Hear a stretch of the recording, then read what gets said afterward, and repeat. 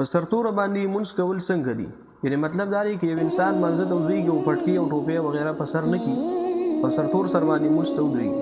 نو فقهاء کرامو ذکر کړي دي که د انسان ټوپۍ د ډېرې عاجزۍ په وجه باندې نه په سر کړي نو بیا خو البته ټیک ده، الله ته ډېر په عاجزۍ سره ودرېږي.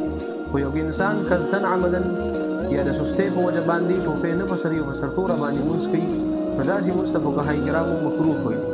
ځکه د مونځ دپاره مؤمن مسلمان د شان لایق دا ده چې دی به د آدابو خیال ساتي، د مونځ دپاره به اهتمام کوي، تیاري به کوي، ښایسته لباس واچوي.